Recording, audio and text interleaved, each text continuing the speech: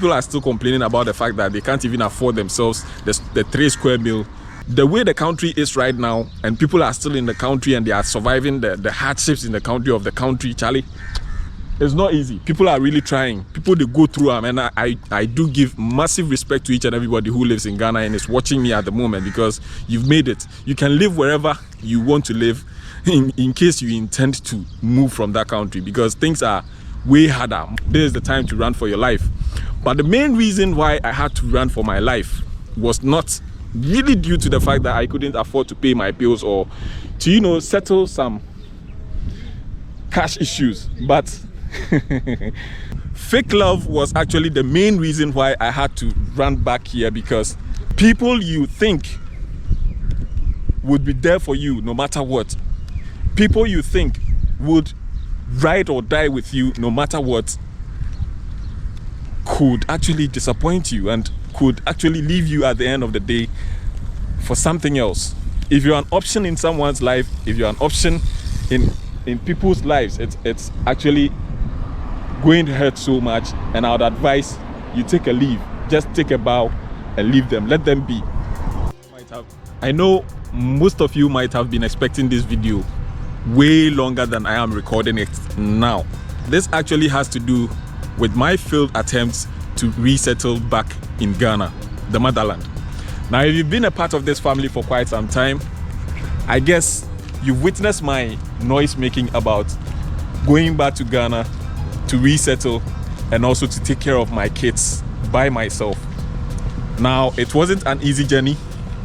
It was a very rough one, and I would like or love to share my experience here with you, so that if you intend to go back to your motherland, or you intend to leave your job and travel back to Africa to resettle, you take these things into consideration and do not make the mistake or mistakes I made in my situation. Resettling back home could be the greatest decision or the greatest success of your life if you plan it well, like if you really plan it well. Now, if you plan it well, you could enjoy the fruits of your labor or the fruits of your hustle wherever you are working at the moment. But if it is not well planned, bro, you are going to suffer it. Even your loved ones, people you trust so much, people you think would be your ride or die, people you think would always be there for you, might not be there for you at the end of the day. Now, these are some things you should consider whenever you try or you attempt to resettle back home. I don't know where you're coming from, but I think once it has happened in Ghana, or once it is happening in Ghana, it definitely should be happening in various countries. One main thing you should consider when you're trying to resettle or trying to, you know, relocate to your motherland from wherever you're working at the moment is the cost of living. Now, in my case, back last year, you all know, or you all witnessed me trying to explain reasons or trying to give you reasons why I should be back home in the motherland and why I should go ASAP. On reaching the motherland, or on reaching the African continent, or on reaching Ghana, it wasn't an easy task. It wasn't an easy task because actually I thought I had this old perception of the standard of living of the people, or the standard of living that was there back then, not knowing things had escalated, and nothing in the past was really relevant at that very moment that I moved to the country.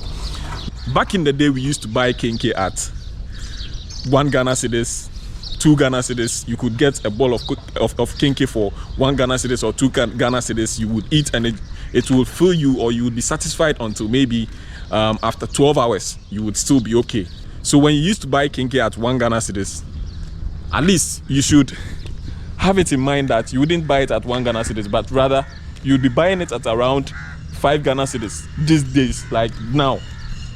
Okay, now, back in the day, we used to be very happy whenever we hear or whenever we heard that the rate of the currency is actually rising. We all loved these moments when we heard, oh Charlie, say 1 dram ye be 3 cedis, be 1 dram ye 4 cedis, be 1 dram ye 5 cedis. We were all happy because the rate was going up. But with the rate going up, When you buy a bottle of water for 1 dram here in the UAE, when you go back home, you are going to buy it at like 4 Ghana cedis or 5 Ghana cedis. Perhaps that is just some kind of rough estimation, but you should bear in mind that if your rate had escalated or had moved up or had accumulated, then that means definitely the way of life back in your home country is going to be a little more difficult or be more expensive than you left it back in whichever year you left it.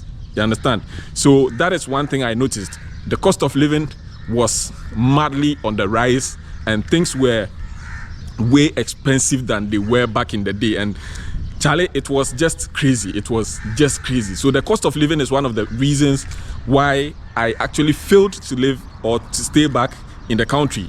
Things were very expensive. Things are very expensive because people are still, complaining. People are still complaining about the fact that they can't even afford themselves the 3 square meal back in Ghana.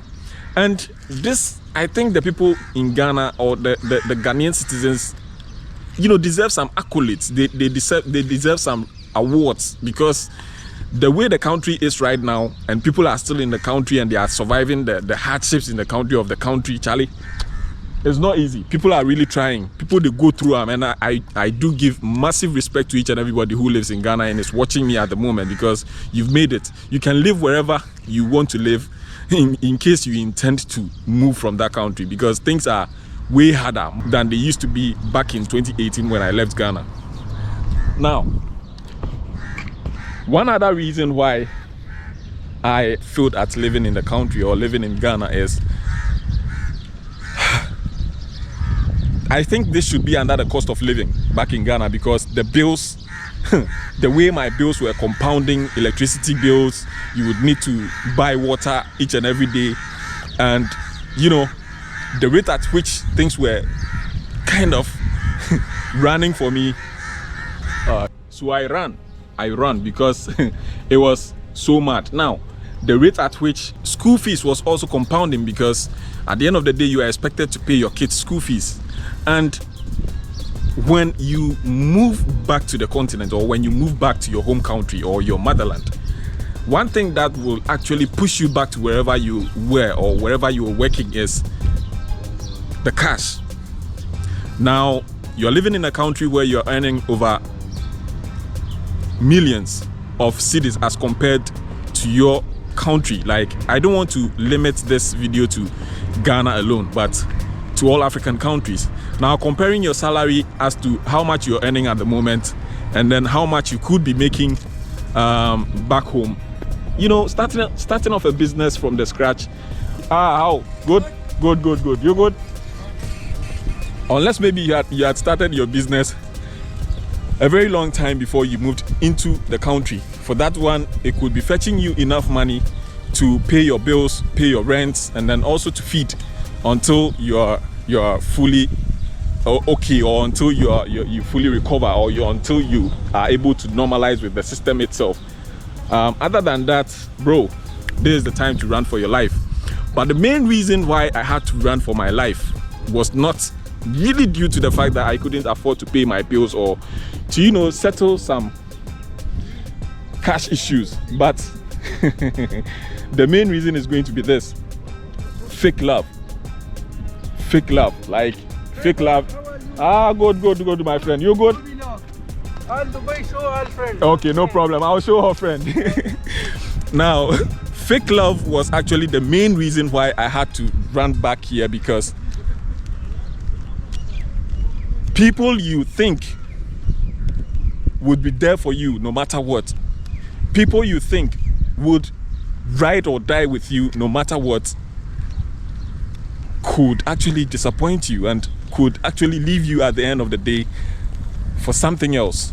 If you're an option in someone's life, if you're an option in people's lives, it's actually going to hurt so much, and I would advise you take a leave. Just take a bow and leave them. Let them be. I can't delve much into this because it is something a little bit more sensitive that I wouldn't like to talk about here. I might spoil this video. Yeah, so far, if you intend to move back to Ghana, these are some of the precautions you should take. Like, I nearly spoiled the video, but kindly forgive me. I don't reach office. But this is just to tell you that it is always great to be back in the motherland. It is always good to be in the motherland. It is always a good advice to go back to your homeland to, you know, go and resettle.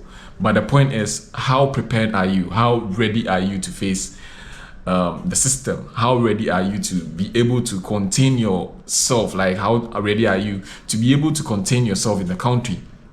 How ready are you to face the system? How ready are you? How prepared are you? Like, how ready are you?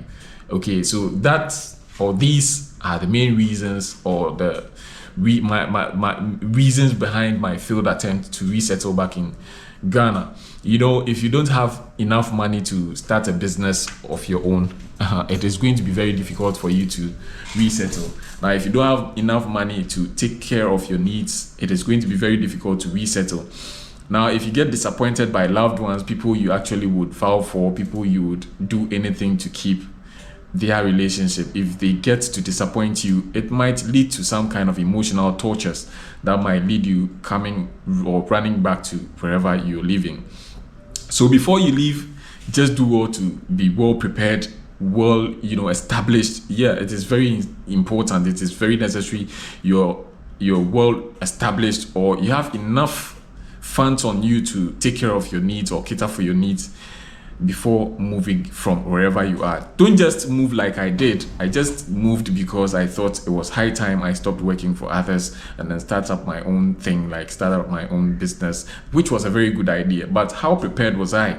Even though I was prepared in some way, I wasn't prepared enough, because the kind of information I needed to be able to resettle back home, I couldn't, or I didn't have such information before moving. So it wasn't easy for me to settle in or resettle back in the motherland. But I guess with this video and with this little tips of mine, or with this little experience I've shared here with you, I guess you'll be able to, you know, adjust yourself to the system before you move. I hope you do not make similar mistakes, or you do not make the same mistakes as I made trying to resettle back home. Okay, but it is doable. It is very possible you settle back home. It is very possible you can go back and resettle there. You know, applause to each and everybody living in Ghana. Massive respect to everybody who is living in Ghana at the moment, because the system is really not fair to the people, but yet people are still surviving. People are being able to take care of their families. People are paying fees for their kids, and it is very amazing how they are doing it. I don't know the kind of magic they are doing in that country,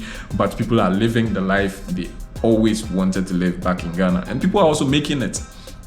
So why not? You can also make it when you decide to resettle back home.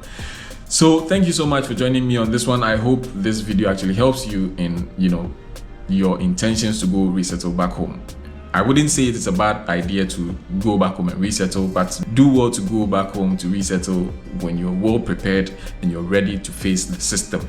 Okay, so thank you so much for joining me on this one. I'd like to say, if you're new to the channel, do well to hit on that subscribe button, be a part of the family. If you're already subscribed, don't hit on the subscribe button again. And thank you so much for returning to view my videos. If you're a returning subscriber, massive respect, massive love from me to you.